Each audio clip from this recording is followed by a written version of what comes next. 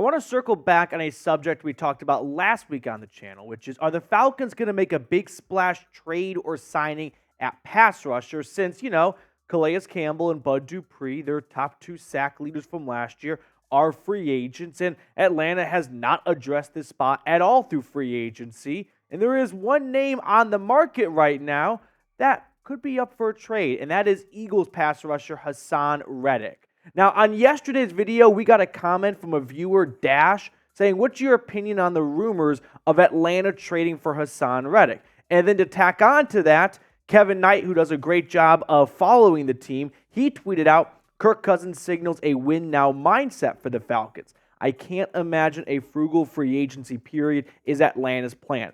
They've got 2 affordable years with Kirk. The time to spend is now. Whether it's a big move like Reddick or a flurry of small to medium ones, they're coming. And I fully agree with what Kevin is saying. If you're going to go out and spend a lot of money on Kirk Cousins to maximize your win-now window over the next few years, you need to address the defense as well, because simply running back the 2023 defense is not going to be enough to get Kirk Cousins and the Falcons over the top and hosting the Lombardi Trophy. So before we get too further into this video, I do want to show some love and appreciation to those of you that sent in super thanks here on the channel. Win Limousine, Chris Tyler, Big Shot Agenda, Keenan Melvin. Thank you guys honestly so much for your recent super thanks and support of the channel. If you want to get on screen, send a super thanks in and we'll give you a shout out on a future episode of Falcons Today. But show some extra love to these people in the comment section.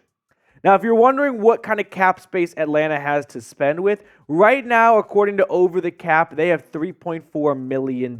So that's actually the second fewest in the NFL. A good chunk of change went to Kirk Cousins and Darnell Mooney. So they could open up more cap space pretty easily if they moved on from guys like Taylor Heinicke or Mike Hughes. Like right there alone, that's $10 million in cap savings. However, after trading Desmond Ridder, it looks like Heinicke is going to stay put as the backup. They can also restructure contracts, right? Now, restructure does not mean the player is taking less money. Sometimes that is the case. I think restructure as a term is applied to too many different things. But most often, a restructure is just simply taking the player's base salary for this year and then prorating it over the remaining years of their contract.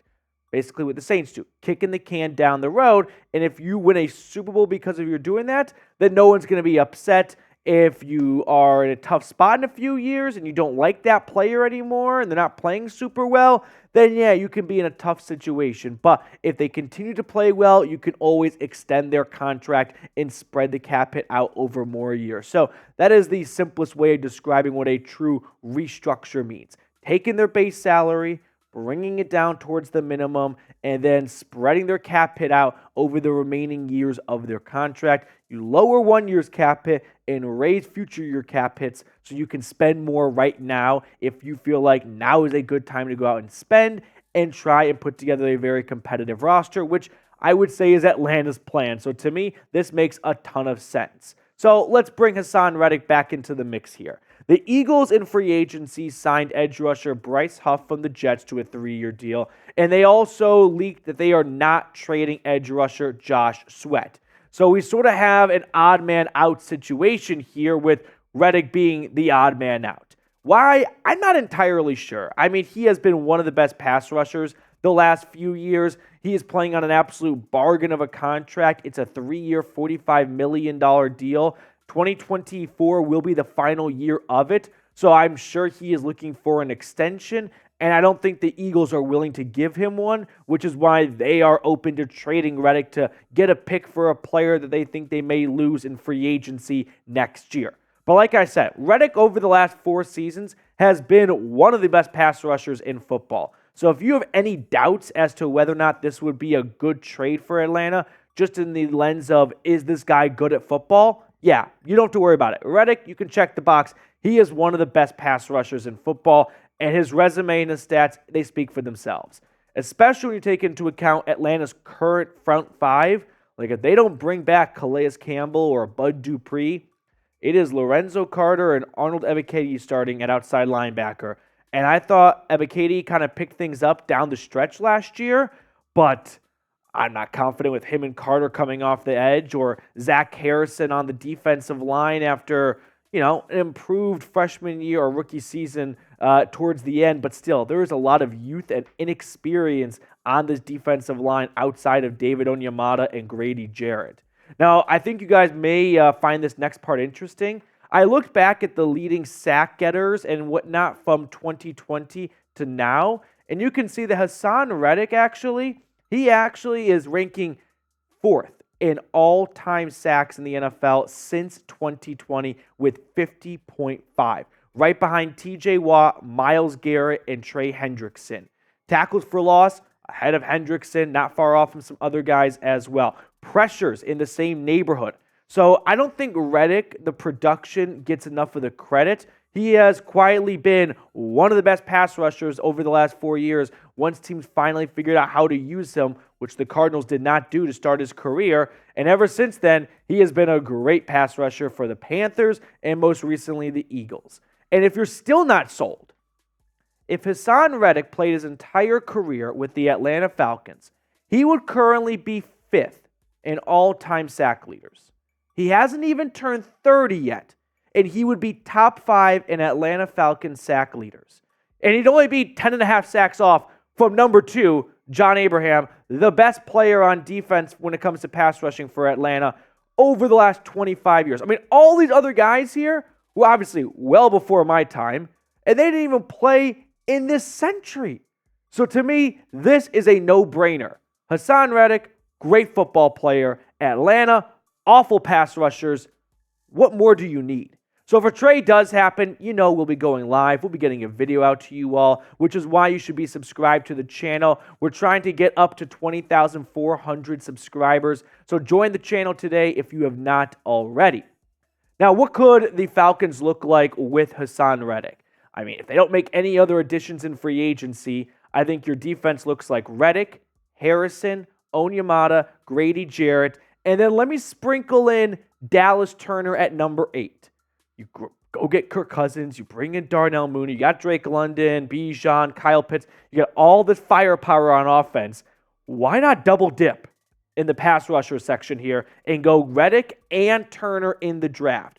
But let's say you decide, after getting Reddick, we're not going to draft Dallas Turner. Okay, now look at the offense. With Reddick on defense, you could go get a guy like Malik Neighbors or Rome Odunze and really overload your offense. Getting Reddick gives you so much flexibility when the draft rolls around, because now if you don't want to go Dallas Turner for whatever reason, you're not pigeonholed into making that selection, right? Or if you still want to go Dallas Turner, which I don't think is a bad idea, you could go get 2 awesome edge rushers, pair that with A.J. Terrell, Jesse Bates, and a rising linebacker core. And the Falcons defense may not be a household name going into 2024, but midway through the year, they're going to be one of the most ascending defenses in fantasy football. That'd be my prediction right there. More on this, by the way, in just a second. But first, I want to tell you guys about the Kirk Cousins deal going on right now, which is his jersey available on Fanatics. He is wearing number 18. That just got announced. So if you want to get your very own Kirk Cousins Falcons jersey, go to chatsports.com/Cousins. Use that link to get the best deal possible. I know you probably forgot it already, so no sweat. I put it in the comments and description of today's video. Now, as for what it would cost to get Hasson Reddick, because that's a very important part of the equation here, I don't think it would cost the 8th. I'm very confident it would not cost the 8th overall pick, nor would I want to give up the 8th overall pick for Hasson Reddick. However, we have round 2, round 3, a 4th, a 5th, 2, 6, and a 7th. Atlanta's got a good amount of draft ammunition to pull the trigger on a trade if they really want to. So my trade idea would look like this. Hasson Reddick for the 43rd overall pick in the draft. What am I using to reference what a similar trade would look like? I mean, we had Brian Burns go from the Panthers to the Giants, and that was for pick number 39 and then a 5th-round pick swap. I think Brian Burns is probably perceived to be a better player in the NFL than Hasson Reddick is right now. So I'm not giving up as much as the Giants did for Brian Burns, and I think I'm getting arguably a better player than Burns. So would you do this trade? A for accept or D for decline? You do move out of round number 2. And I will add, with all the tampering allegations coming, there could be some loss of future draft picks coming for the Falcons. So it may not be the most ideal time to start trading away day 1 and day 2 picks. But listen, if you're going to tamper to get Kirk Cousins, you may as well go all the way in on Kirk Cousins and load up the defense so he doesn't have to win 30 to 21, 30 to 28 every single game. Now, as for the possibility of the Falcons not getting Haason Reddick, since they have missed out on a lot of guys like Montez Sweat, I know they were interested in him. That ultimately did not come to fruition. He went to the Bears. Sounded like they wanted to get either Khalil Mack or Bosa if the Chargers released one of them, but ultimately both those players took pay cuts to stay in LA. You can see that the remaining free agent defensive ends and outside linebackers aren't good. No, they're not. Clowney comes off a nice season, but he is just way too unpredictable year to year. Campbell and Bud Dupree are probably the next best 2 guys on this list, and I'm not opposed to bringing back probably Campbell over Dupree, but they're also going to be a year older, and who's to say Father Time won't really catch up to them in 2024. I do ultimately smell a move for an edge, though. It's just way too big of a need for Atlanta to just punt on until the draft. Right? I feel like going out and getting Kirk Cousins, that's a move that Arthur Blank probably pulled some strings on to make sure it happened. And I don't think he's going to settle for just Cousins and Mooney. I think they have bigger goals and dreams and whatnot in free agency at the pass rusher spot. And I think they are playing maybe a little bit of a long game to try and get the best trade possible. So I think we're going to see some addition, whether it's a major move or a medium move, but it should be more than just a draft pick or 2 at pass rusher.